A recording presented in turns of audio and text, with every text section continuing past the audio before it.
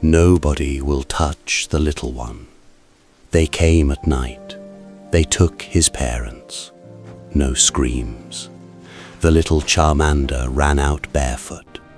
One kick, and he was already in the mud. His mother pressed her paw against the glass and cried.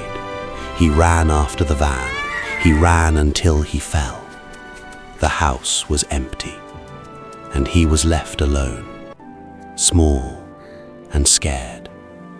Mum, Dad, I'm afraid to be alone. Then a shadow appeared. He didn't kill him. He just placed an apple on the floor and said quietly, "If I wanted to kill you, you wouldn't have heard my steps."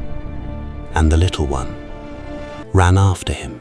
Time passed slowly in the small, quiet apartment. At first, the little one barely ate. Greninja placed a bowl of porridge in front of him. The child frowned, but eventually took a bite. When Greninja left on his missions, the boy stayed behind alone. He drew his mum and dad on the wall again and again with a piece of charcoal. One evening, Greninja returned with a deep cut on his side. The little Charmander tried to cauterize the wound with his own small flame. Greninja hissed in pain, but did not push him away. Day by day, the boy learned new things. He learned to open the refrigerator. He started bringing water to Greninja without being asked. At night, he often couldn't sleep.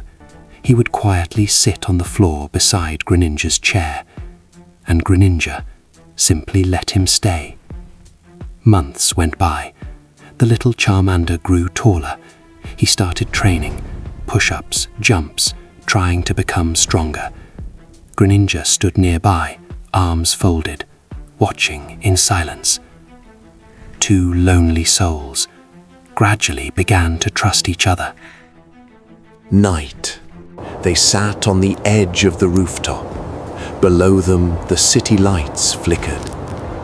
Charmander said quietly, "Teach me how to fight." Greninja stayed silent for a long time, staring at the lights. "Why?" he asked.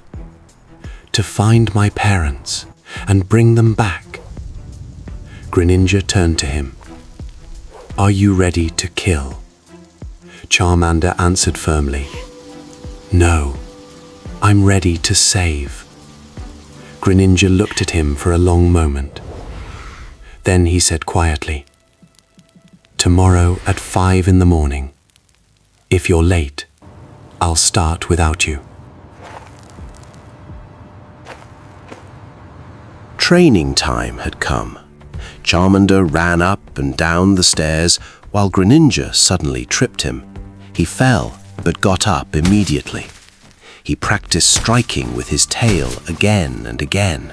At first he missed, then became more accurate. Greninja demonstrated his long tongue scarf strike.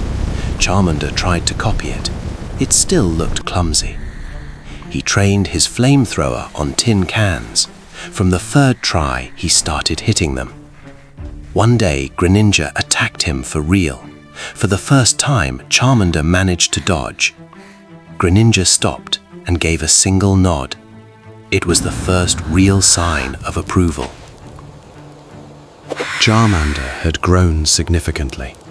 Now he stood before Greninja almost as an equal. "I'm ready," he said firmly. "Are you sure?" Greninja asked. "I found the laboratory. I know where they are." Greninja stood up. "I go first, you follow. No improvising." "No," Charmander replied. "We go together, side by side." Greninja stared at him for a long moment. Finally, he said quietly, "Heavy case." "You're a handful." Night. The massive BIOTECH LABS building loomed in the darkness. Greninja and Charmander quietly crawled through the ventilation shafts. Greninja moved like a shadow, completely silent. Charmander tried his best, but breathed heavily.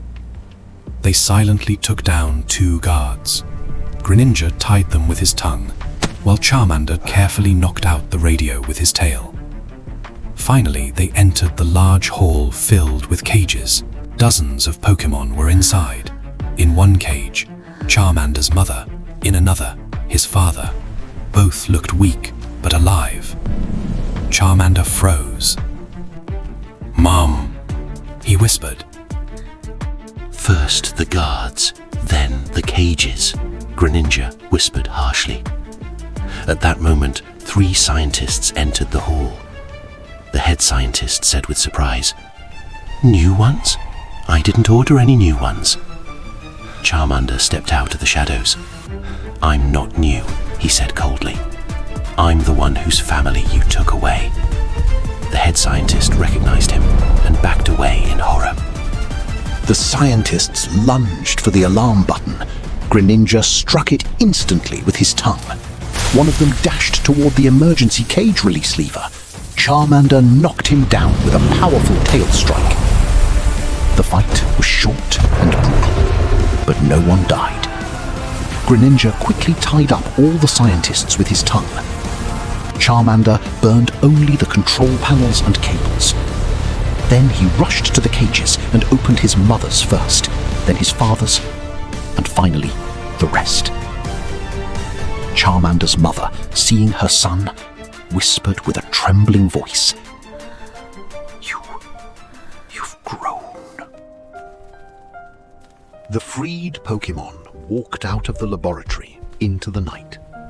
Charmander came out last and looked back. Greninja was sitting on the rooftop, legs dangling. "Are you coming with us?" he asked. "No." "Why?" "You no longer need a babysitter." Charmander stepped closer.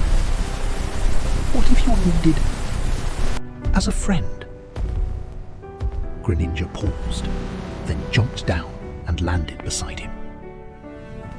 "All right, but you carry the food." They walked together, Greninja slightly behind, like a shadow. At the end, he said quietly,